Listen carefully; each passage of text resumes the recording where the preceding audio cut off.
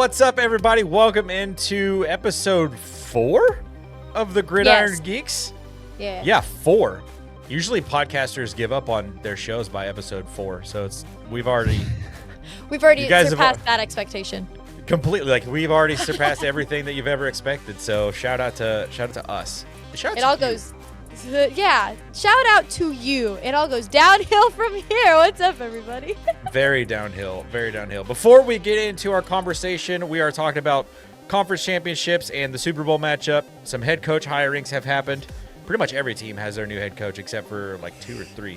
And then reacting to the Lobo casting in Supergirl. Obviously, we knew it was going to be Jason Momoa, but we finally got to see him in the most recent trailer. And then we're going to be talking about just recasting in like superhero movies and stuff like that in general, and is it good or bad for the movies. But before we do that, click that subscribe button, drop a like, or I will hunt you down. And I don't even know what. I have so many things in my brain because I'm like almost done with the Game of Thrones watch through again. So it's just like all the ideas are going through, but what will get us demonetized fast? Exactly. Yeah. Like, don't say anything that has to do with Ramsay Bolton. I'm going to avoid that. I'm just going to avoid the flayed men. F that guy. All of it. He's the worst. Hate that guy. The absolute worst. But we had Conference Championship weekend this last weekend. Mm-hmm. It was a very bummer of a day for Broncos country. I was going to ask, how are you doing? Yeah. I mean, we knew our season was over by, after, obviously, like I picked the Broncos to win because there was something in my brain that was like, we could potentially do this. And they almost did it. Yeah, it was close. Yeah, but like it just came to the point where it was like, you know what? Of course we're not going to win this game. Bo Nix is the starting quarterback for the Denver Broncos for a reason. Right. Jarrett Stidham had, a really boneheaded turnover that led to their only touchdown of the game. Right. And there are just instances like that where it's like, oh yeah, that's why we have Bo Nix playing and not Jarrett Stidham. But the defense played really well. They were able to shut the run game down. But that blizzard came out of nowhere. Like I think they knew that it was going to snow, but I don't think that anybody knew it was going to be like that. Right. And I think that kind of ultimately kind of messed things up for both teams, really just kind of messed up and freaked out sort of what the initial plan was. It just, I got motion sick for a second there because it was like, whoa. And I think too, the issue going into it is that while yes, Stidham and Nix had, gone to college, had played together in the past, Stidham hadn't played for like 2-3 years at that point. Yeah, he took one snap this season and it was a kneel down. Right. So when you have somebody that's essentially that cool, I think you kind of have to expect that there are going to be a couple of boneheaded turnovers, a lot more panic throws than precise throws. And I mean, he did run really well himself. I think that was impressive that instead of panic throwing, he took it himself at certain times. Which those ones were just like, man, I was like, if that was Bo running, he would be still running. Oh, right. But he'd still be running today. Like, we'd be like, dude, stop, game's over. Very slow compared to Bo Nix. Right. I did not realize that Bo was that much more athletic. But once I saw it, it was like, oh my goodness. And I just think, after a certain point, of being a backup in situations where they don't need a backup, you get a little bit complacent. You kind of forget what the adrenaline of the game feels like. So I think that was kind of what had happened for him. Yeah, and it's hard to settle in too as like a quarterback. I think back to like my football career. Like you walk out of the locker room and you're like really nervous, but then like I was on the kickoff team and the kickoff return team. Yeah. So I got a hit the first play of the game and all my jitters were gone like right away. Right. Quarterbacks don't really get hit. I mean, they do get hit, but like they're not supposed to. There's a lot of rules against it. Yeah, so it's like a lot harder for them to like get settled into situations like that. Yeah. But yeah, defense played really well. The pass rush did exactly what I thought they were going to do against Drake May and that really, really not very good New England offensive line. The Broncos played really well on the back end.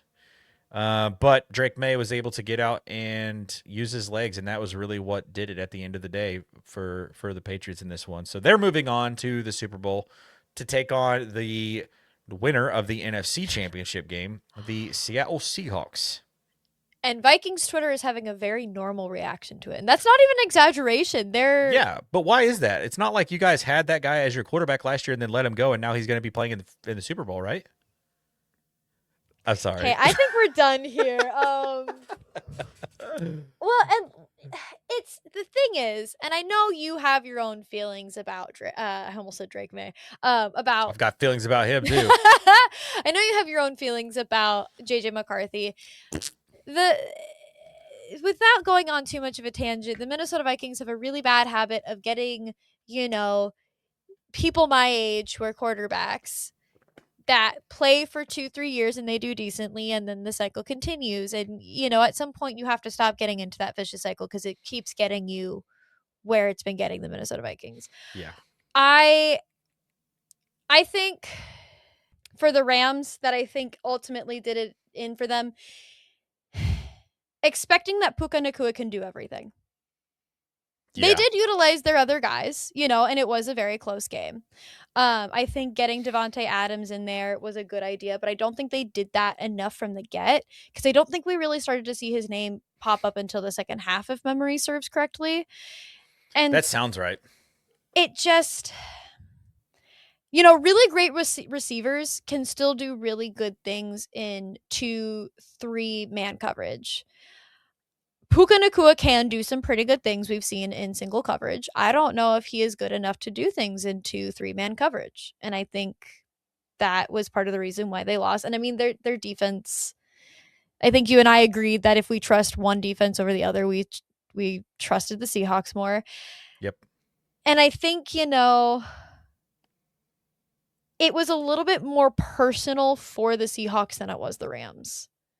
I think sometimes that can be a good motivator, especially when you consider Cooper Kupp, when you consider Sam Darnold. They both very much showed how much they wanted to get there. No disrespect to the Rams fans out there, but to me, the way the Rams played, it felt like they had the coaching, at least the coaching and the game plan going in felt a little bit like, well, we know that we're really good, so it's going to be fine. Like, we don't have to think that hard about it. And then they hit that Seahawks defense and they were like, oh, right, we're playing the Seahawks. Yeah, the issue there is that it was like, typically the Rams can almost outscore anybody they play. Right. But the Seahawks can keep up with them offensively, but also the Seahawks have maybe the best defense in the NFL. Like, they're up, like it's up there with the Texans, the Broncos. Like, right. You throw out a couple other defensive, like, teams that are defense first, and the Seahawks are right up there. And theirs is not necessarily like, well, I think on the back end they've got like the personnel that is like gonna be amazing, but a lot of theirs is scheme, and it's like Mike McDonald like can really confuse an offense. And I don't think he confused. I'm not going to say that he confused Matthew Stafford, because Stafford went, 375 yards? No, he still had a baller day. 3 touchdowns. Puka Nacua had 14 targets. It's just, and only 9 catches. So right. they were able to, do the if you can hold Puka to below 10 catches, you're playing pretty well. But like I said, towards the second half of the game, they were putting him in 2-3 man coverage, and yeah, he wasn't catching it. And they completely abandoned the run too. Right.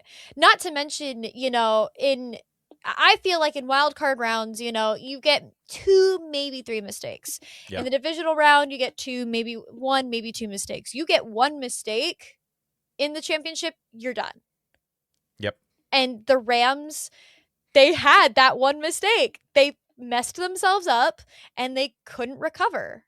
In that second half, they had that one, but it just, to me, it felt very much like the Rams went in with this plan of, we don't really need to think that hard because we've got Matthew Stafford and Puka Nacua and we'll be fine. It felt almost disrespectful to the Seahawks, which is interesting because both times the teams had met this season were nail biters. I mean, one of them literally went into overtime and was decided by what, like 2 points? 3? think it was one. It was Like, they went for the 2-point conversion and got it. that's right. Yeah. Like, I don't know. It felt almost disrespectful the way the Rams thought that they could walk in there and win. The way that it seemed like they schemed the game. Like they almost didn't Yeah. believe in that Seahawks secondary. Yeah, and it's hard. It's hard to go into Seattle and win. Like they're the 12s are for real. Like I don't think people realize like how much of an advantage that stadium and that fan base is. You know, and then I mean on the other side of the ball, like Sam Darnold played really well. He was 25 of 36 for 346 yards and 3 touchdowns. Like that's an amazing game. He did take 3 sacks. Which you never want to see. No, but he did take care of the football when he was getting sacked, which was smart. A really good thing. But and yeah, that Rams pass rush. Minnesota. Yeah. That Rams pass rush, like they really showed up, you know, and I think I would say that probably the difference in this game was Kenneth Walker. Yeah. The Seahawks had a person that they could just lean on the run game with. And I don't think that the Rams didn't have that, but Kyron Williams and Blake Corum were popping off like it felt like almost 5 yards every time they carried the football, but the Rams just weren't running the football. You know, and I know that they were playing from behind for a little bit of the game, but I mean, that's not an excuse though. No, it ended in it was a 4-point game. Like you should not abandon the run when it's only when it's a close game like that. Even if you are playing from behind, you should not abandon the run, especially with 2 guys like that. I mean, Blake Corum, I thought he was going to miss some time in this game.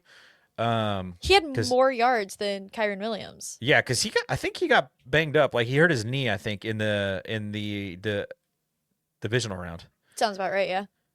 But I guess he was able to come back. But yeah, they just weren't able to rely on the run game here. And then I mean, when Kenneth Walker is able to, carry the ball for 19 carries for 62 yards and a touchdown, and then also Jackson Smith-Njigba goes 10 catches for 153 and a touchdown. Like but also Rashid Shaheed had that one catch for 51 yards. Yeah. Kenneth Walker had 49 yards out of the backfield. So he put up 111 yards of total offense. Kenneth Walker did by himself. So he really was probably the difference maker in this football game. It was Kenneth Walker, which he had to step up. Charbonnet's out for, the rest of the year towards ACL. So yeah, Kenneth Walker really stepped up big in that spot. So I would say that he was probably the reason why the Seahawks were able to do what they were able to do. I think additionally too, because like you had said that they had essentially abandoned the run game, yet they ended up having more yards run wise. Yeah. But it's the carries that matter. Yeah. They had more carries. So it's I don't know if it's essentially that the run game just wasn't working and that's why I abandoned it, or if they just didn't know how to scheme it around that line. It is confusing because the Seahawks only averaged 2.9 yards a carry and the Rams averaged 5.2 a carry. Right. But the Rams only had 22 total carries, and 19 of those were split between Blake Corum and Kyron Williams. Yeah. So it's just great. Like Kenneth Walker had 19 himself, and I don't know. It was bizarre, and the runs came at weird times. But the game ended how I thought it was going to end. I said it was going to be a close one, but I did pick the Seahawks to win this one. So yeah, that's our Super Bowl 60 matchup. How do you Seattle feel about Seahawks it? And the New England Patriots.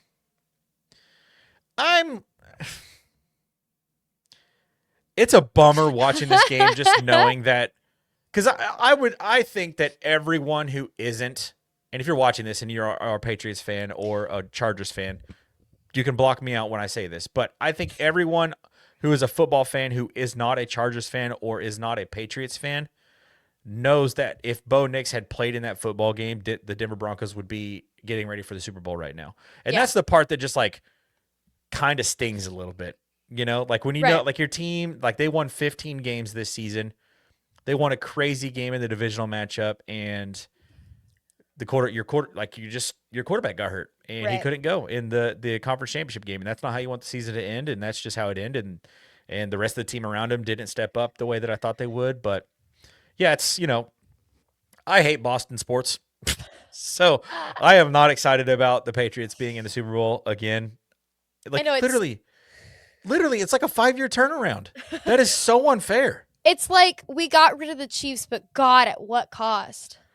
I don't even think we got rid of the Chiefs though. Like they got hurt. Like everyone got hurt. I Patrick don't. Mahomes did at least in like Well, week what? yeah. Like week 8, week 9. I think. Well, even before that, they weren't. They weren't the level of team that they were leading up to that. I But don't think they ever will be for a while. no. But I will say this. I don't think that the Patriots getting to the Super Bowl is like a fraud alert, fraud watch, fraudulent getting to the Super Bowl, because you had to win. Right. You won 14 regular season games, and then you won the wild card, and then you won the divisional, and then you won the AFC Championship game. You have to win those games to get to where you're going. But it's a huge caveat because the Chargers they fielded a quarterback who is basically like a corpse right now. Like Justin Herbert was so beat up at the end of the season, and they had backup offensive linemen like all across the offensive line. Yeah. So the Patriots were able to make life hell on a quarterback who already could not be taking more hits. And then the next week, we know how bad Houston's offensive line has been all season. And CJ Stroud, his internal clock, like he is seeing ghosts. He's been doing that for like 2 years at this point because their offensive line is so bad.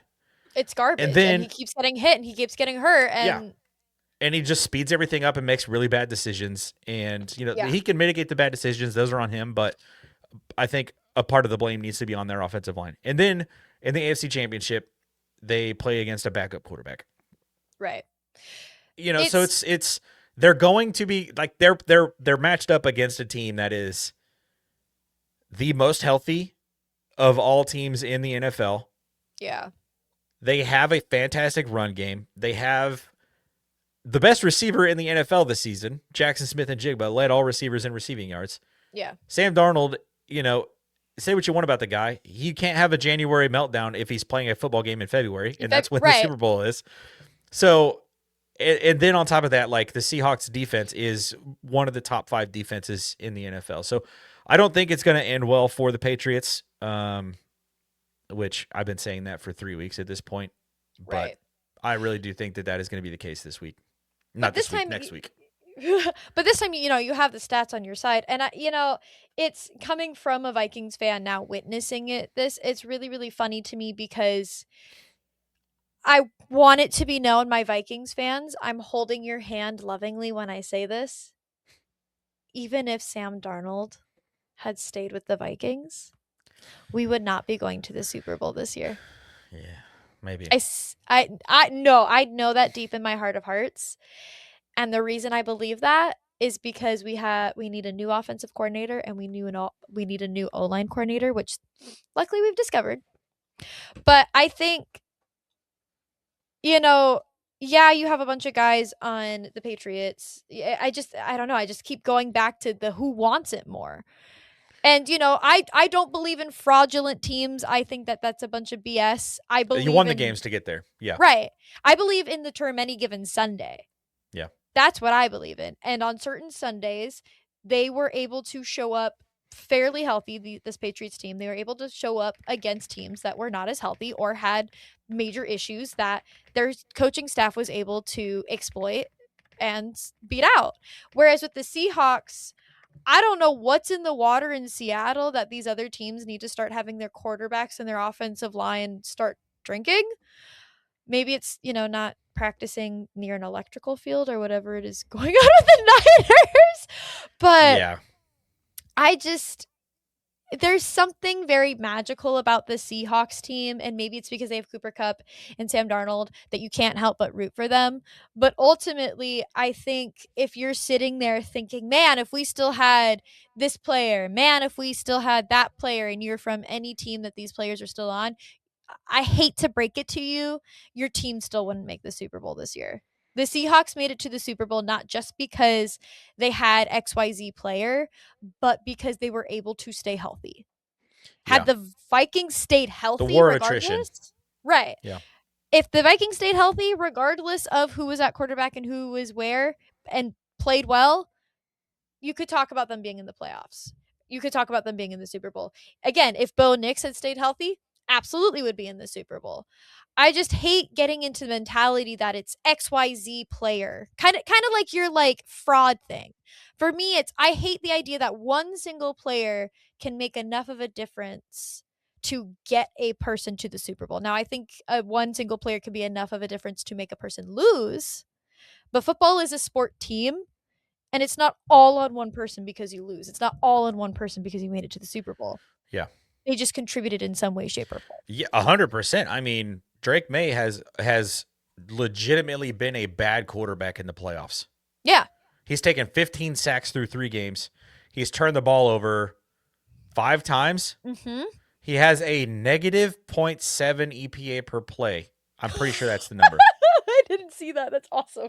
It's so bad. Like his playoff EPA is basically the same thing as Justin Fields' regular season EPA per play.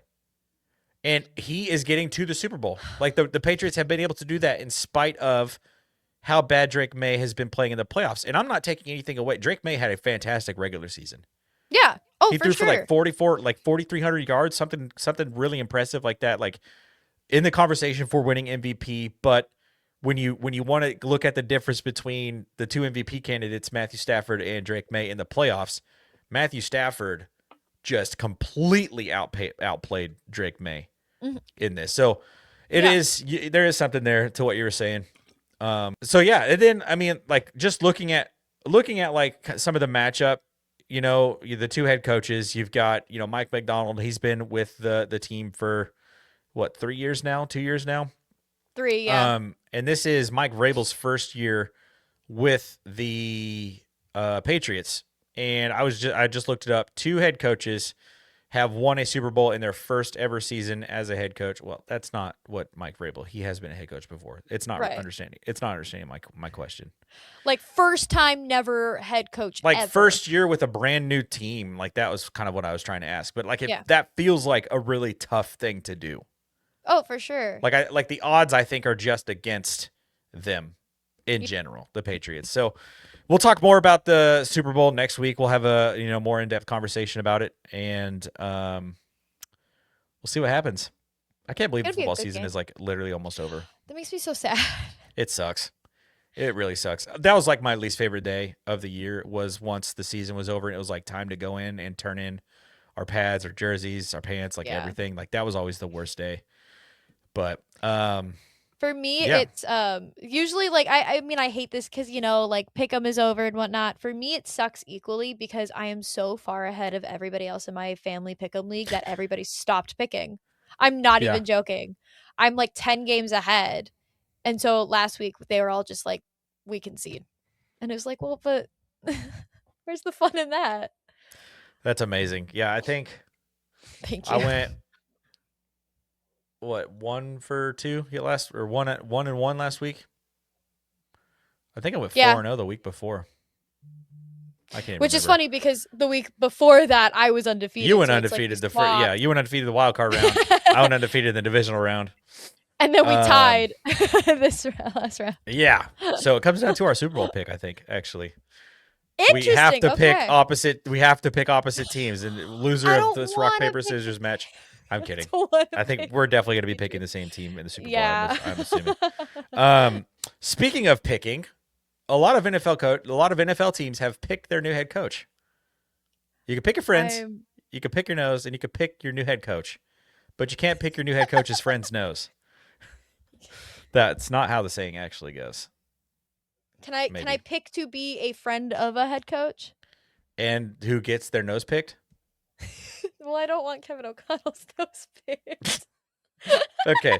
There are 1, 2, 3, 4, 5, 6, 7, 8. 8 teams have hired a new head coach so far this season. And we'll start off with the Cleveland Browns brought in Todd Monken. Did you see?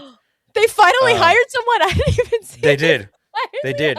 He was Ravens offensive coordinator for the last 3 seasons.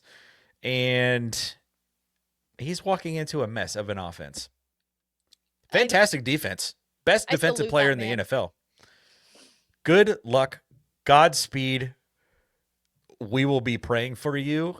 Well, I don't know what to say. I just that's a tough. Anyone who gets hired by the Cleveland Browns, like, rip.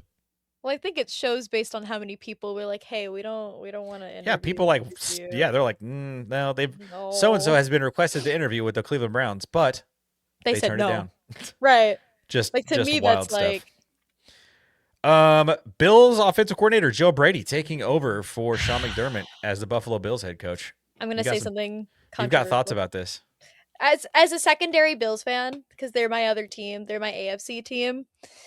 I think I speak for a lot of Bills Mafia when I say it should have been Joe Brady who was fired and not who was actually fired. I do like that he is speaking in support of Keon Coleman. I do appreciate that, and I think that that is necessary, and I think it shows that he is trying to stay on the good side of the team Yeah, still. win the locker room early. Right. Sean McDermott should not have been fired. It should have been their offensive coordinator, though. It should have Yeah, been Joe. yeah, it'll be interesting. I think that is a smart thing on the Bills front office part. Just keeping Joe Brady so that you still have that familiarity with Josh Allen with that offense. Keep the offense flowing, but Yeah. they need to swing for the fences on their defensive coordinator, um, because their defense was Nasty. probably shouldn't have been in the playoffs this year. It It's was it was the worst Bills defense I've seen in a minute. Like overall, I think like they had a really right. solid pass defense.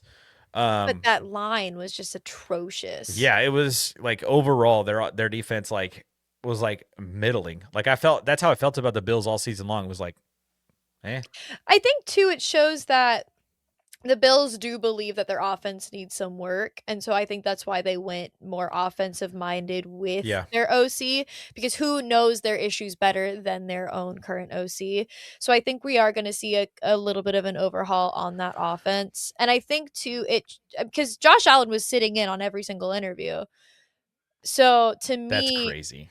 which I'm kind of glad about, because you and I were talking about potentials as to where he could end up, but I think it's it's a good sign when your star quarterback who has the love of the fans behind him has a say in who gets to stay, you know? Yeah, yeah, that is. I don't know. That is interesting. I do like players having a say, but at the same time, Josh Allen is the reason why you lost the playoff game. I'm gonna Maybe not talk about this. maybe find someone who will be able to put a clamp on him and say, "Hey, don't turn the football over 4 times in the divisional round of the NFL playoffs."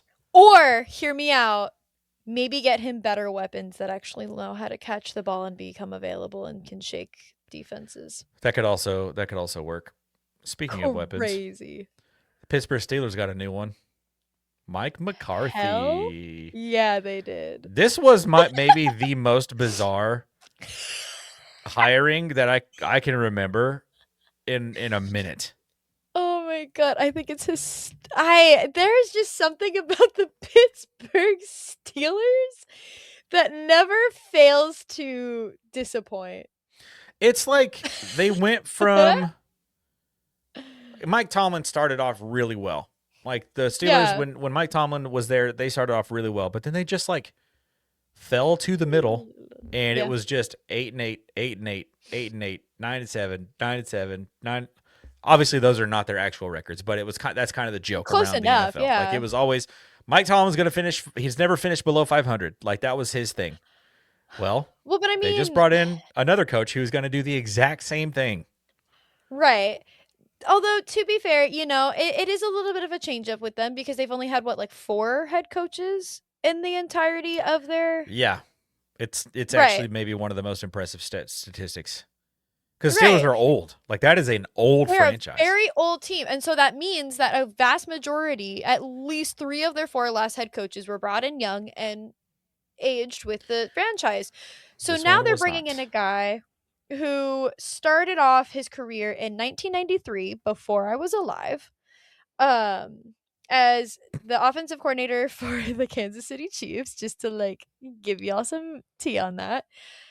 he's worked his way around the NFC specifically. He started off in the AFC with the Chiefs, but then went to the Saints, the Niners.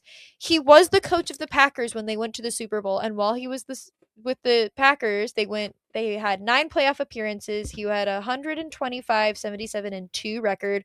I believe one, if not both of those ties were to the Vikings. I could be wrong though. And he is when you have that kind of knowledge.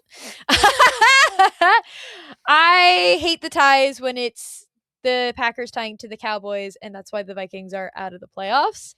Well, there was a lot of reasons. Anyway, but I feel like judging him based on just what he did in Dallas, when you consider the fact that Dallas's ownership is slowly going insane and Slowly? it. No, he's been going insane. Jerry Jones has always been crazy. It's just gotten worse lately. Listen, I don't hate it. I think it's like that cycle that I was mentioning. If you're an NFL team, you have a cycle of doing something consistently. Eventually, you got to break out of that cycle. I think this is the Steelers' attempt at breaking out of that cycle with somebody who clearly has a history of winning Super Bowls, going to Super Bowls.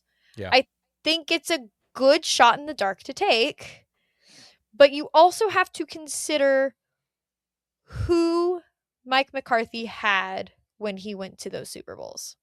Which is the quarterback that he is going to now. Maybe. If he stays, right. If he stays. Yeah, I don't know. I feel like this move to hire Mike McCarthy is almost the exact same thing as them deciding to bring Aaron Rodgers in.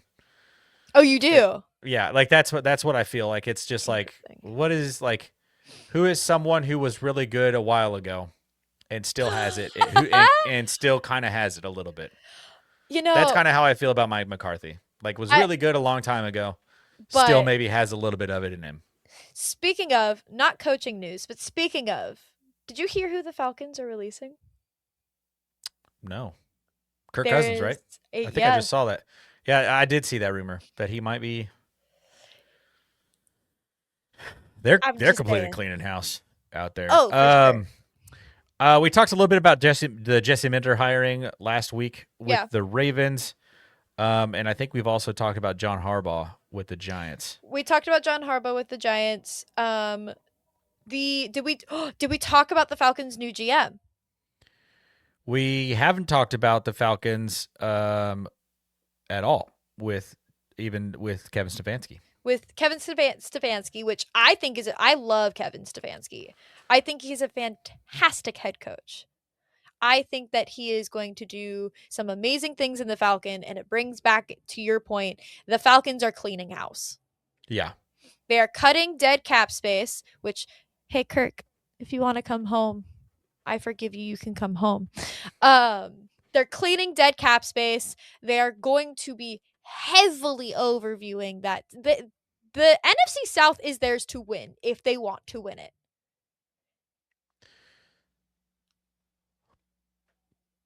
Yeah. Depends on which Baker shows up next season. Right. It depends on which Baker shows up. It also depends on what the Carolina Panthers do to keep Bryce Young supported. But even with both of those, I think the NFC South, minus the Saints, can become competitive. But the Falcons are absolutely cleaning house. And I think I'm interested that they went with an assistant GM from the Bears, because I did see that. It took a hot minute for the Bears and some of their picks to actually make sense. Because when they first took Cole Kmet, I was like, what is this? But also, like, how big of a part in the team building did this guy have? That's fair. That's really, really fair. I will say, I feel like Brian Poles probably. It's Brian Poles? Yeah. Yeah. I feel like he probably had a majority of the responsibility for the team building. I could be wrong. Team building, roster building, whatever you want to call it. Right. But I don't know. They've got a lot of stuff that they've got to get figured out there in Atlanta, and I think Arthur Blank knows it. I think Falcons fans know it. They're a very passionate fan base. Maybe one of the best fan bases out there. But yeah, it's going to be interesting to see what they do. And then The last two was Jeff Halfley with the Dolphins. Bye Tua. That's all I have to say. Their Tua is not going to be a Dolphin. I fully expect to see him on the trade block or the chopping block come June 1st. That would seem to make sense because that would be probably a huge chunk of their salary cap that they could just offload. I don't think it'll be in March. I think it'll be a June cut. Yeah, June 1. Yeah. And then Robert Saleh getting another shot with the Tennessee Titans, which I actually think I kind of like that hiring. I do. I really like that hiring. I think the Titans are really close to being something. Cam Ward is awesome. Like there is something, the talent level that kid possesses is just unbelievable. So it's really going to depend on, who Saleh can bring in as his offensive coordinator, because Saleh, like, he's going to have the Titans defense was already pretty solid. Yeah. They were just on the field a lot because their offense could not get really much going unless Cam Ward did something spectacular. So I expect Robert Saleh to get that Titans defense in tip-top shape, but it's gonna really depend on what they want to do at offensive coordinator with. You have the former number 1 overall draft pick. He's the quarterback. Like, you've got all this kind of stuff. And I think they've got pieces around him. Like, obviously they'll be able to add to that in the draft this season because they should have some pretty good draft spot. I think they're pick 3. 4th? They're in a top 5 draft pick. So they've got a lot of options that they could do, and they probably should go offense. But who knows if they'll even make the right choice. I foresee them being like deep and dirty in the free agent market. I think that that's going to be a really good market for them to be able to kind of just like get enough pieces that they can fill in holes for like 1, maybe 2 seasons while they also in the background draft a couple of guys and let them develop.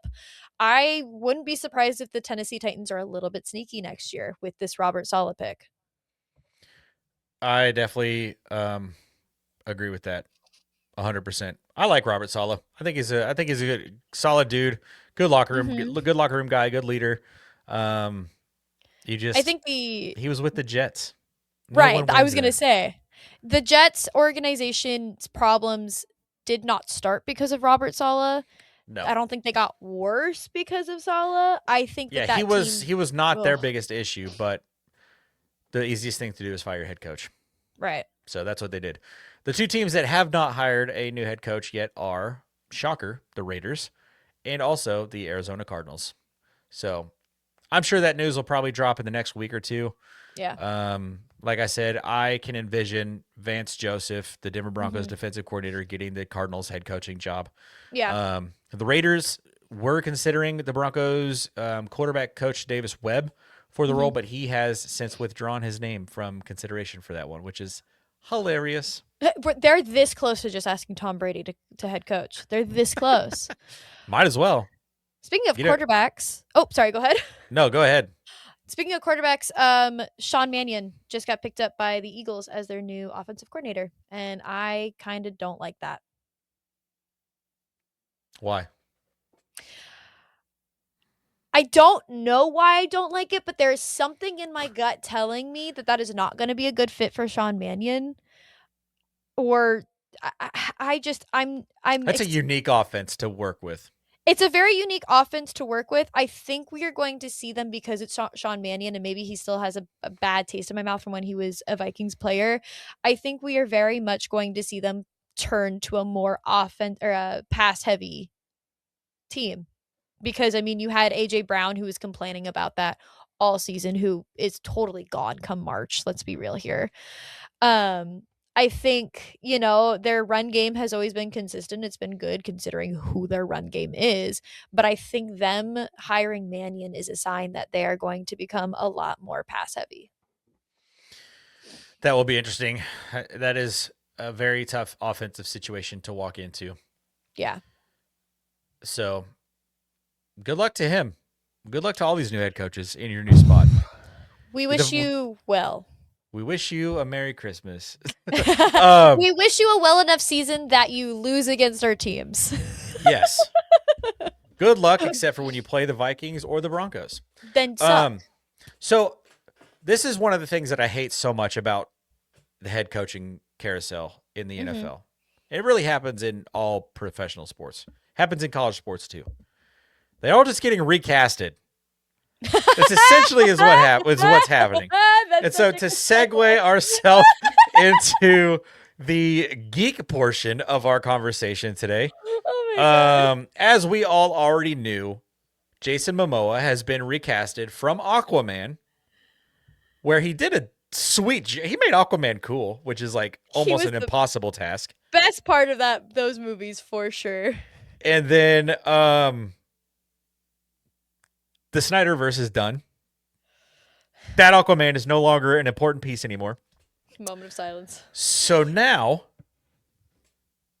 he is Lobo, which is the role he was probably always meant for. And we finally got a glimpse of what he looks like on his motorcycle with his big old stogie, everything, in the most recent Supergirl trailer that I think came out during the conference championship games. Yes. Which is really cool. Keep doing that. It's like speaking to our souls that they're dropping these Supergirl trailers and Doomsday trailers like during the football games. Mm-hmm. So it is the comic that the Supergirl movie is going that to be is based so off of. cool. It's all of them. It's the entire run because the whole series. Mhm. Excellent. Can you send that to me? I absolutely will. That would be dope. I was like, I love Supergirl. You know, how can you not? I think the CW show did a really good job with Shout out Melissa, what is it, Benoit? Yeah. She did a great job. And like that to me, like despite it being on a CW budget, genuinely a really good superhero TV show. Can we talk about, this is not even on our notes, but Superman and Lois.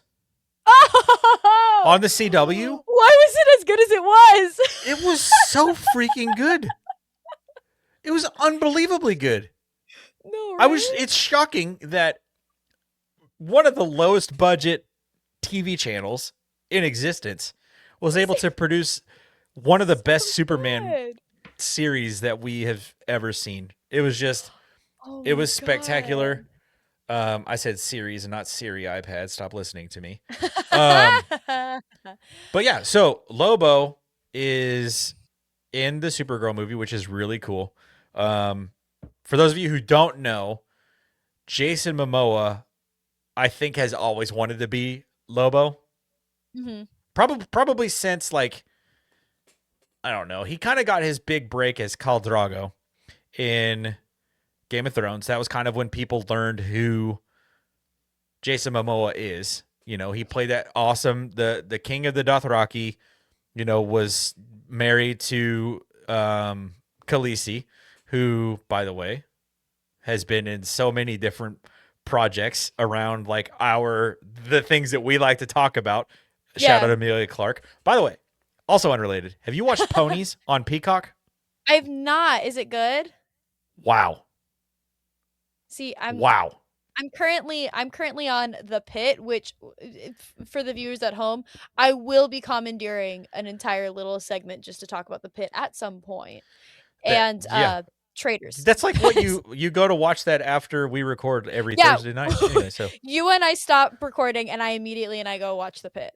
She immediately bounces. But yeah, Ponies is great. Emilia Clarke is great. But yeah, so Jason Momoa feels like he was always kind of meant to play Lobo. Like it just fits. He's got that kind of like, I don't think it's not like biker, but it is kind of like a biker thing. Right. You know, but he's all, you know, he's that Pacific Islander, that culture that he comes from, you know, all of that aspect to it too, which I think was a cool piece of his Aquaman. I agree. Yeah. It brought in a cool tone to Aquaman, but Jason Momoa, like, you know, he's got like the super gritty beard. He's got like the crazy eyebrows. His hair is fantastic. It's like when you look at Jason Momoa and you're thinking, oh, comic books, who would he play? It's Lobo. Yeah. Like it's just Lobo. Fun too. Like tiny little bit we saw, you can tell he was having fun with it. And to me, Yes. that's everything. I don't know where James Gunn keeps pulling these people for. Like, obviously, we know with like Jason Momoa where he comes from. Where did he find David Corns? What I want to talk. Where did he find the girl who's playing? Like, the people he finds, you can tell are meant to play these roles. And it was the same thing with Guardians of the Galaxy too. Van Diesel as Groot? Yeah.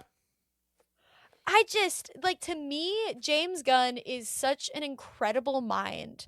The fact that, like you said, like, when you think about Jason Momoa, who do you think he should play? It's right there in front of you.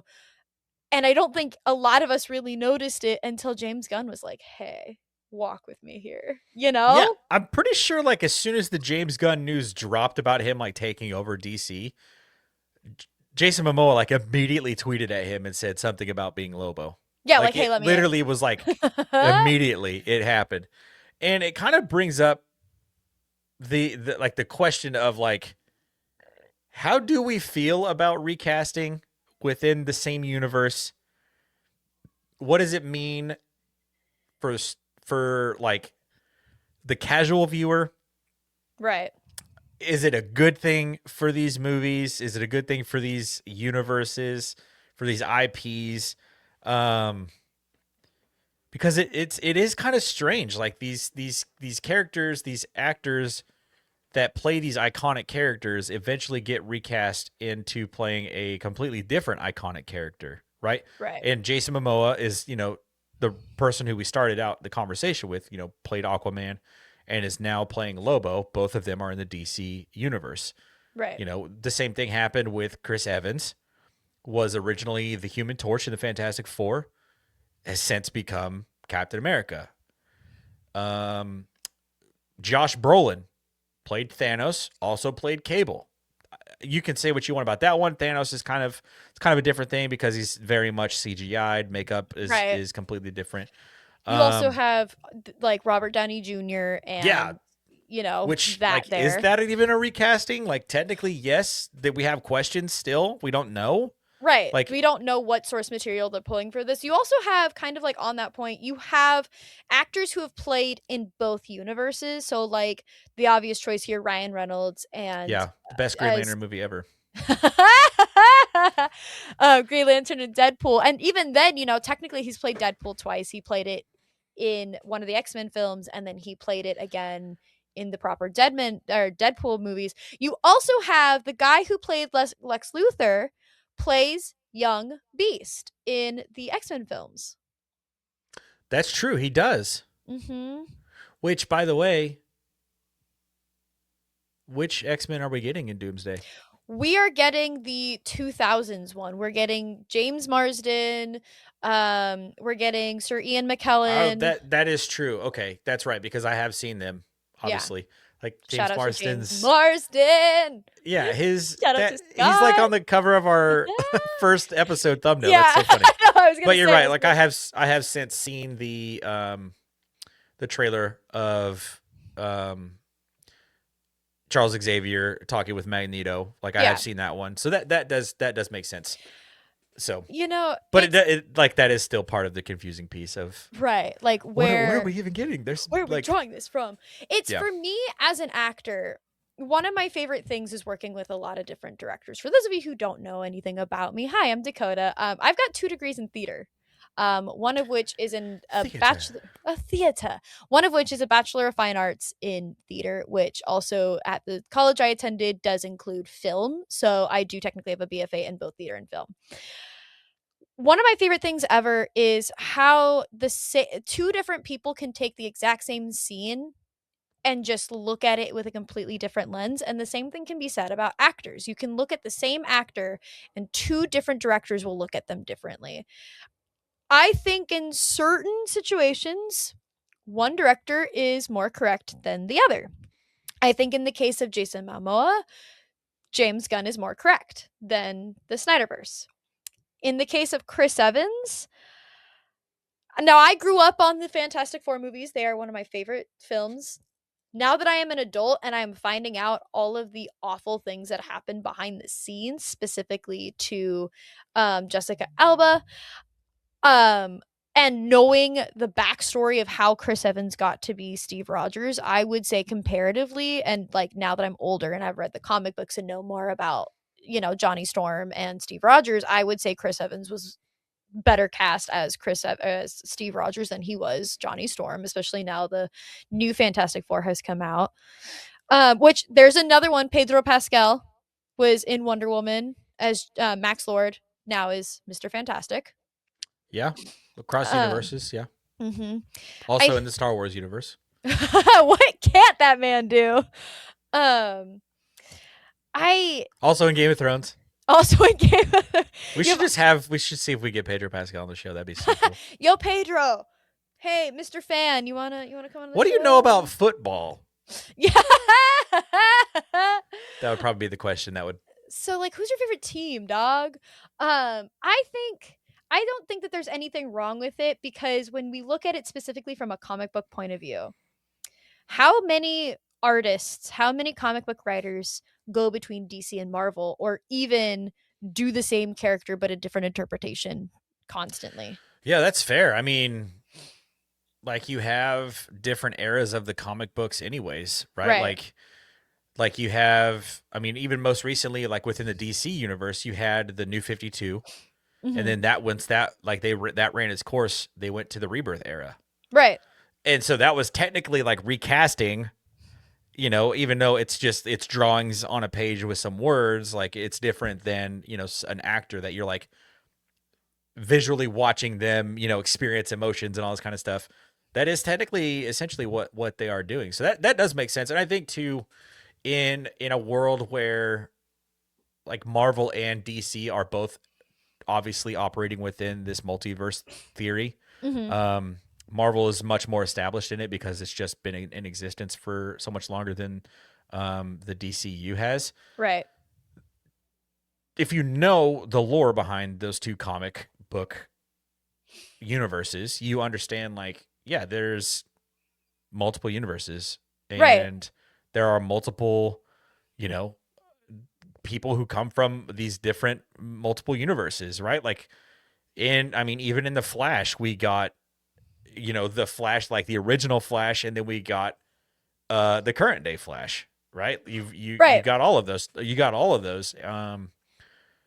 Superman did the same thing. Superman and Lois, they went back to Smallville.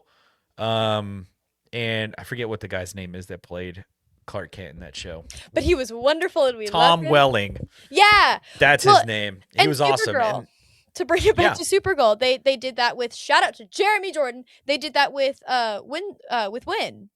He went into the future, and there was also that alternate universe with Evil Win, where he becomes the toy maker like his father right. was. And with comic books too, so like taking Marvel for example, they'll have the main timeline 616 running, and then they'll have like the Ultimates running along, or the Superior timeline running along. And oftentimes it's the character that we know, like the best example of this is Spider-Man, but in 616 timeline he's doing one thing, in Ultimates he's doing another, and in Superior Peter Parker's mind is being taken over by Dr. Octopus, like I think what the DC movies are doing better in regards to the multiverse than Marvel is doing right now is acknowledging the fact that you can tell that different artists can tell different stories with the same characters, and they can happily coexist. Yeah, like we're getting James Gunn is going to be making The Brave and the Bold. I'm so excited for that. But at the same time, Matt Reeves' Batman universe is also going to continue to exist. And it's not a part of the DCU. Mm-mm. We're just going to have simultaneous Batmans. Batman. So, yeah, it is bizarre. And I think part of the recasting issue, too, has just been like a lack of these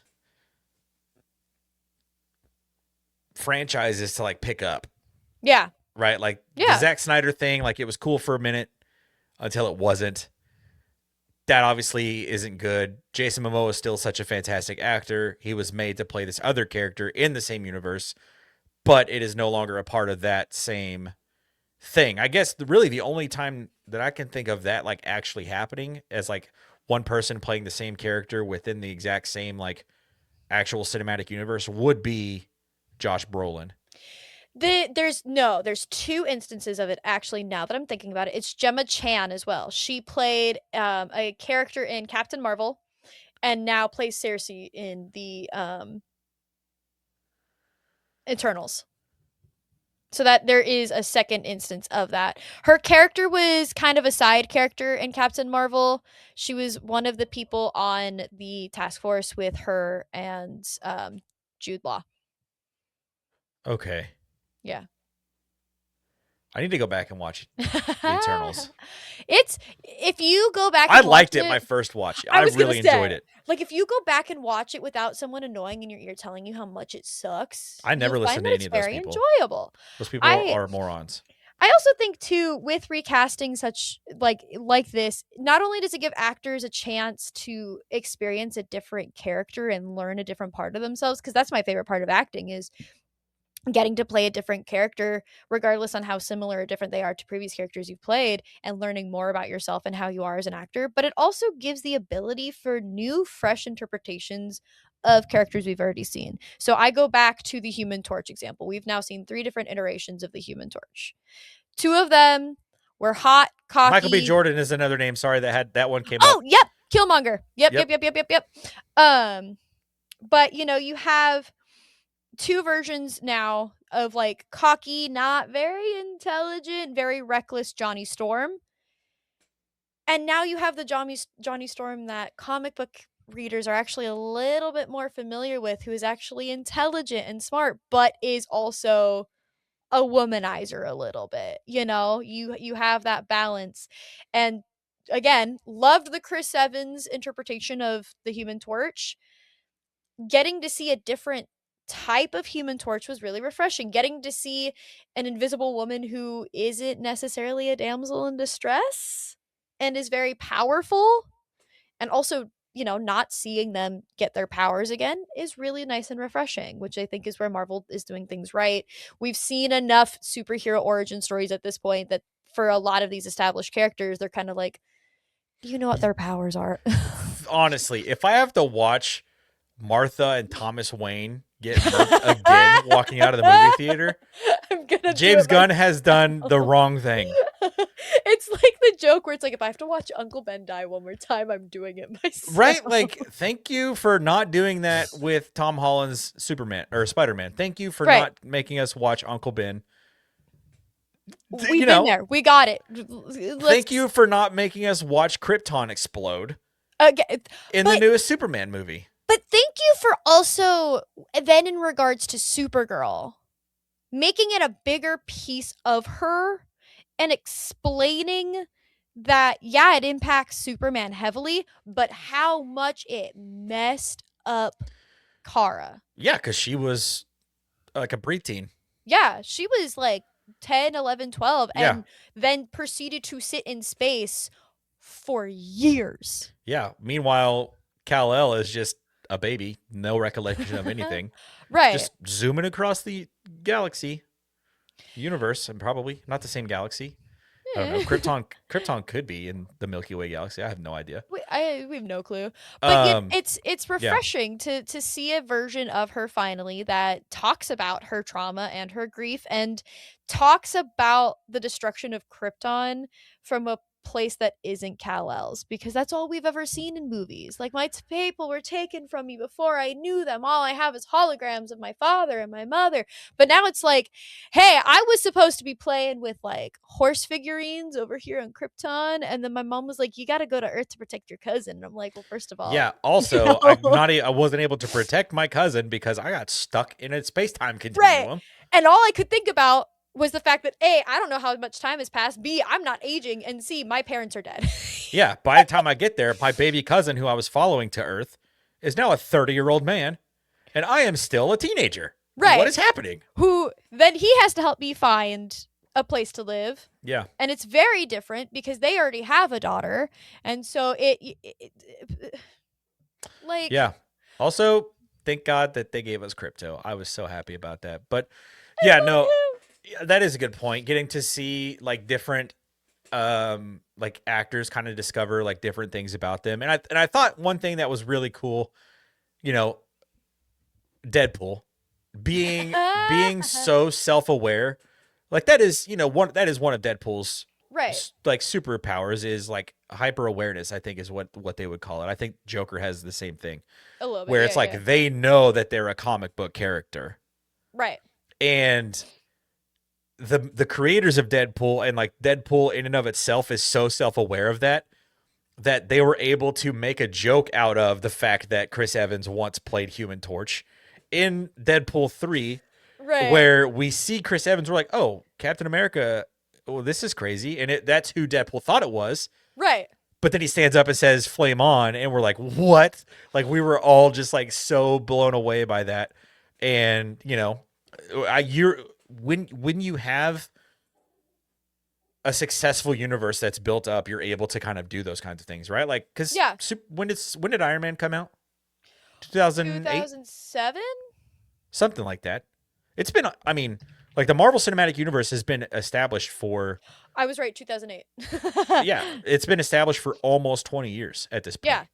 So because they've had that established universe, they're able to kind of do this extra stuff where it's like, we know that this guy played this guy, but they're not the same guy. Or like We're gonna make a joke about this. right. Or like with the Gambit, the Channing Tatum Gambit. It's like we never Yeah. got this. We told you we would get it.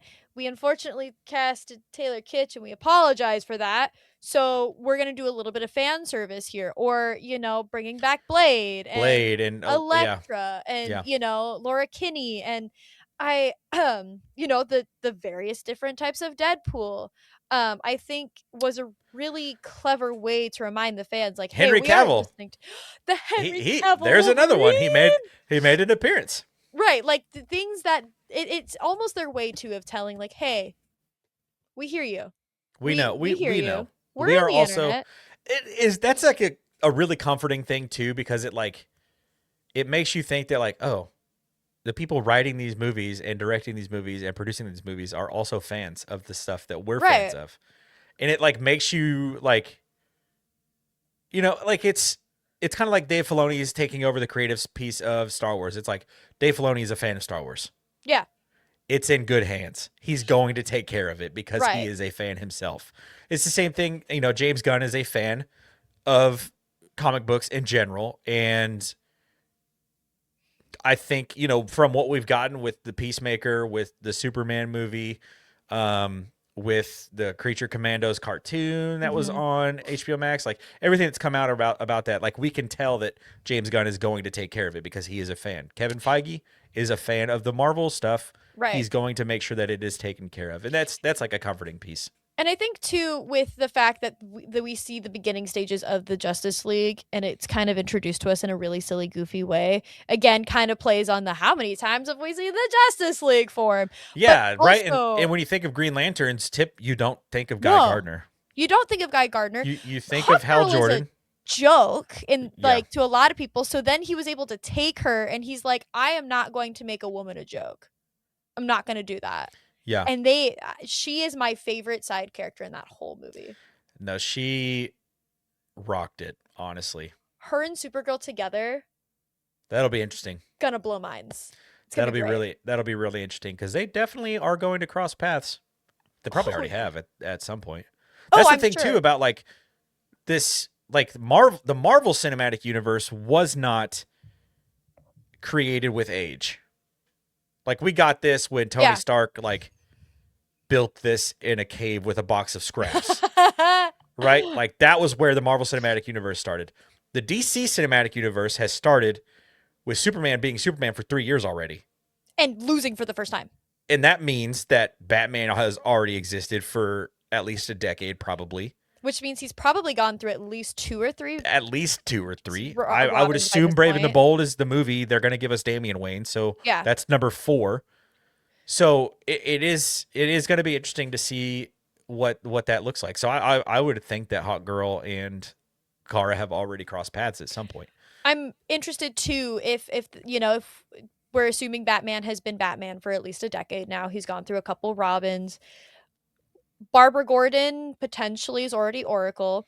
I'm interested to see too where that leads us in regards to Harley Quinn specifically because of her rise in pop culture. Has she left the Joker at this point? Is she now sort of this anti-hero? You know, Also, where are the Gotham Sirens at this point? technically was recasted, Mm-hmm. but not really. It Mm-hmm. was just the Suicide Squad and Suicide Squad are in different universes. Yeah. So Margot Robbie is still Harley Quinn, but it's no longer in the Snyderverse. It's in the His verse, right. DCU. Yeah, it's the James Gunn verse. Yeah. So then, you also have like how are the Gotham City Sirens at this point? What has Wonder Woman been up to?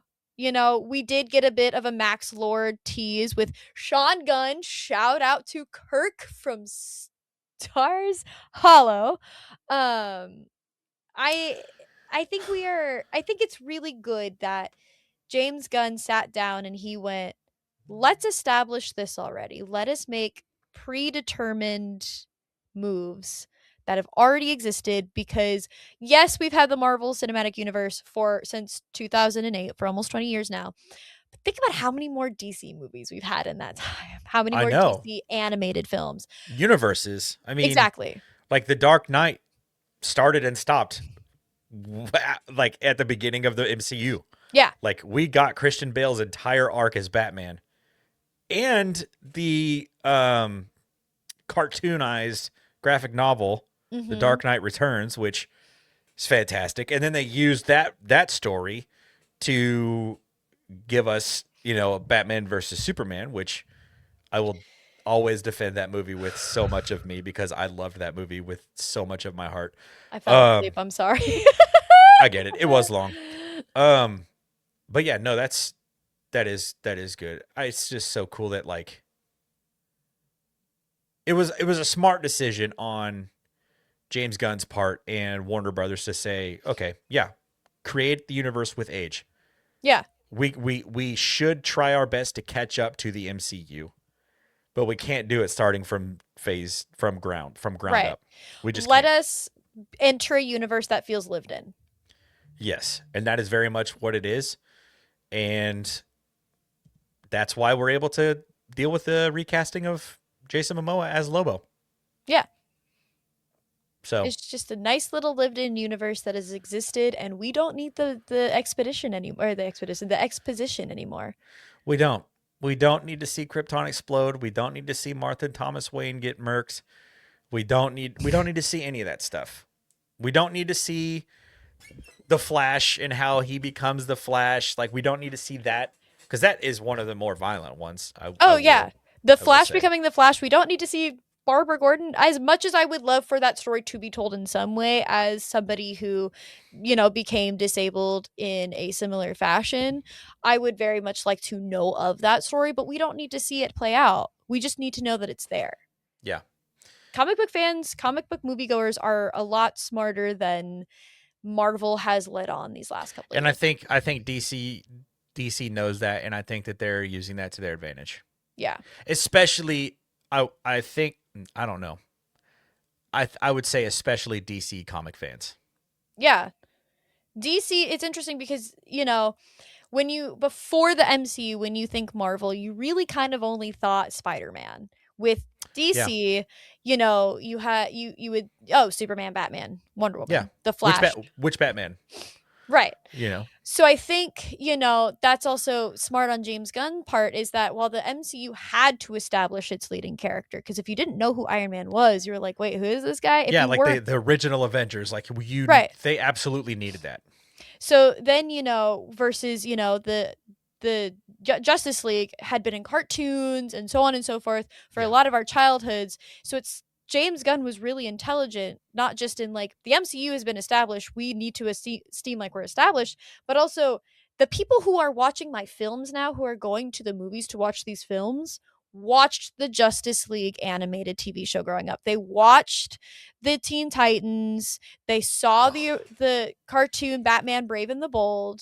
They probably saw Supergirl on CW as teenagers. They probably saw, he understands who is going to the movies, whereas again, Marvel is trying to still appeal to a larger audience, where Which is really tough to do in kind of the era of Marvel that they're in.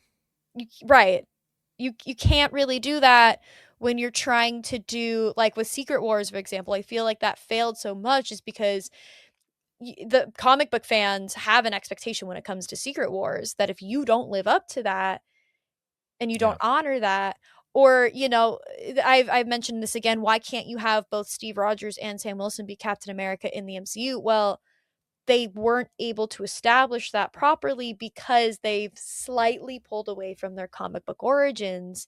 And so average comic book movie fans who don't know the lore of the comics aren't going to be they're not going to get it. Yeah. And it might get a little bit too bizarre. Right. For some of them too. And that's kind of like, I know a little bit of like the story of Dune.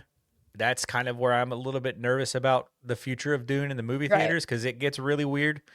But I think Denis Villeneuve, like, I think he likes Dune, and I think he'll do a good job of taking care of it. So it's a stellar cast. So the cast is insane. Yeah. So, well, let us know what you guys think in the comment section below. Let us know which head coach hiring you care most about. Let us know your preliminary pick for the Super Bowl 60. Let us know how you feel about Lobo being cast, or Jason Momoa being cast as Lobo in the new Supergirl movie. And just let us know how you guys feel about recasting in general. And if you could recast someone as a character, who would it be? Let us know in the comment section below. Can I give mine without do it. explanation? If I could recast no anybody. Nuance, just say it. I don't have an actor in mind to replace this person, but if I could replace one casting in all of the comic book movies, I would recast Scarlet Witch. Interesting. Mm-hmm. We could do a whole episode on what the heck happened to her friggin' accent. We could do a whole episode. And her hair. Yeah, what in the world? Make sure you guys drop a like on the way out and click that subscribe button. We will catch you in the next one on the Gridiron Geeks. Woohoo! Bye, friends. Peace.